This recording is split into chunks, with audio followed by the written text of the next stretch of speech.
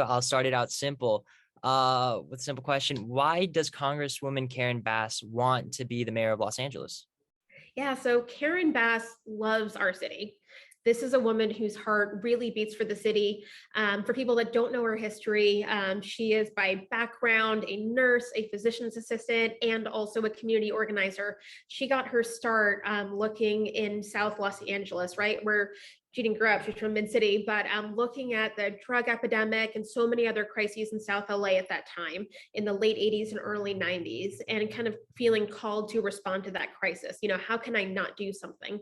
The problem is there weren't structures really set up to address a lot of the needs, especially socioeconomic and social justice and others, for some of the underlying causes of these crises, right? So we know that whether it's drugs, homelessness, any number of other things, that those are the manifestation of a lot of problems that we need to deal with. So during the late 80s, she got her start, founded a great organization called Community Coalition. If people don't know it, check it out. They're one of the best organizations in Los Angeles, been around for about 30 years now. And then worked her way up with the community. And the cool thing about Karen is that throughout her career, whether she was a community organizer, speaker of the California State Assembly, or a congresswoman, what she can really do is two things. One, bring different groups of people together. None of this works if we're not coming together in community to solve some real problems. So that's one thing she's fantastic at. And two, again, if there's not a structure to solve something, if there's not a way, she'll make a way. So one thing that a lot of people know her on is foster youth. And she's been a tremendous leader nationally, et cetera. But what people may not know is that both at the state level and the federal level, for a lot of years, there wasn't any specific focus on foster youth, right? So these are children that don't have the family supports they need. Everyone knew it was a problem, but people didn't know what to do about it. So she created a subcommittee and a committee on foster youth in the national organization that's been tremendously successful. So it's both about understanding how the system works, understanding how to sometimes work out of that if the system itself is not working, but doing it in a way that's rooted to the city that she loves. And I think people would agree that LA is in crisis right now, right? Whether it is homelessness or other things that, again, have root causes in healthcare, mental health care, affordable housing. This is a moment of crisis for our city, both on homelessness, but also on the divisiveness that we've seen over the past, 4 years with Donald Trump and otherwise, and, recall with Gavin. It's all kind of creeping in. So her point has been, how can I not help? How can I not jump in? So that's why she's running for mayor.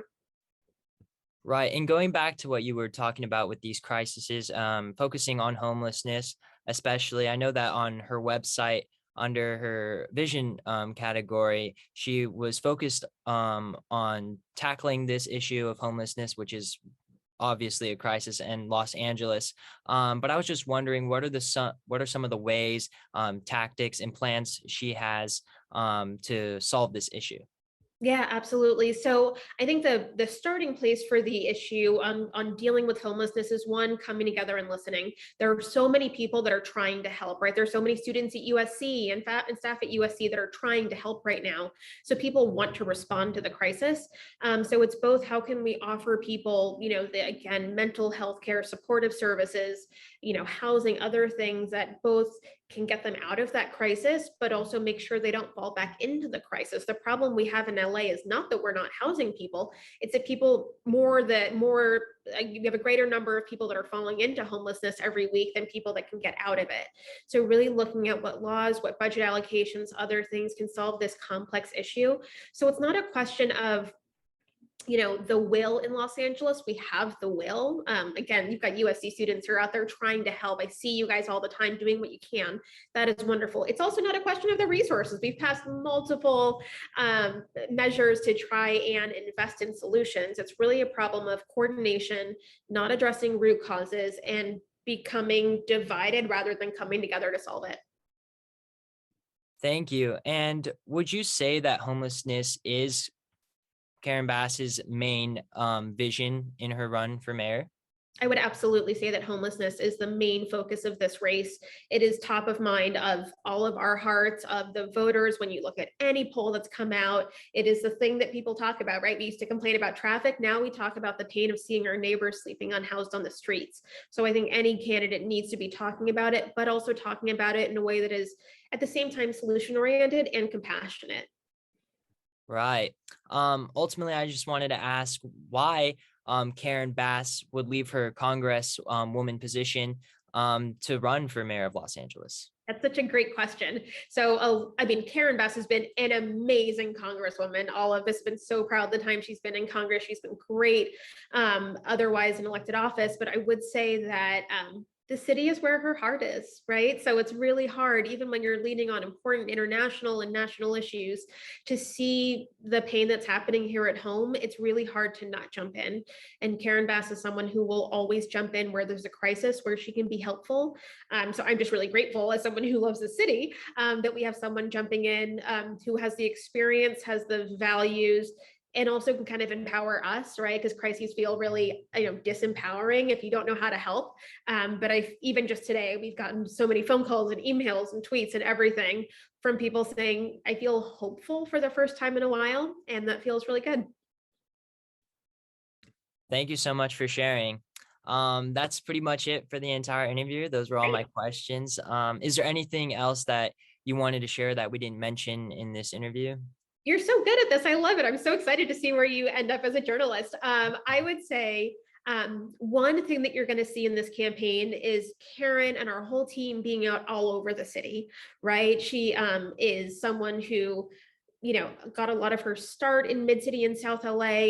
But this is a conversation that we have in the Valley, in East Side, down in the Harbor area, right on the West Side, everywhere. This is really a citywide conversation.